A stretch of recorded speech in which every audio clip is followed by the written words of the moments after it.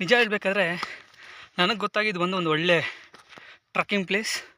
ಮತ್ತು ಅದು ಇಲ್ಲದೆ ಒಂದು ಸತಿ ನೀವು ಬಂದು ವಿಸಿಟ್ ಮಾಡಬೇಕಂದ್ರೆ ಖಂಡಿತ ಇಲ್ಲೊಂದು ಸತಿ ಬಂದು ವಿಸಿಟ್ ಮಾಡ್ಬೋದು. ಬಟ್ ನೋಡಿ, ಈಗ ನಾವು ಅಷ್ಟು ದೂರ ಹತ್ತು ಬಂದಿದ್ದೀವಿ, ಮತ್ತು ಈಗ ನಾವು ಇದ್ರ ಮೇಲ್ಗಡೆ ಹತ್ತಬೇಕು. ಇಲ್ಲಿ ಮೇಲೆ ಹತ್ತೋದ್ರೆ ಅಲ್ಲೊಂದು ದೇವಸ್ಥಾನ ಇದೆಯಂತೆ, ಅದನ್ನು ನೋಡಬೇಕು. ನೋಡಿ ನನಗೆ ಹಿಂದ್ಗಡೆ ನೋಡಿ ಹೆಂಗಿದೆ ಪ್ಲೇಸಸ್ ಬಂದು ನೋಡಿ,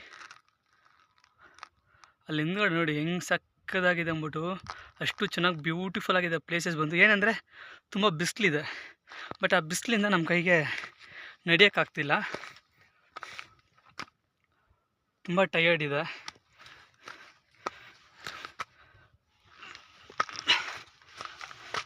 ಬಟ್ ಈ ಕಡೆ ನೀವು ಬರ್ಬೇಕಾದ್ರೆ ಖಂಡಿತ ಮನೇಲಿ ಒಂದು ಸತಿ ಹೇಳ್ಬಿಟ್ಟು ಬನ್ನಿ, ಯಾಕಂತಂದರೆ ನಿಮಗೋಸ್ಕರ ಮನೇಲಿ ಕಾಯ್ತಾ ಇರ್ತಾರೆ.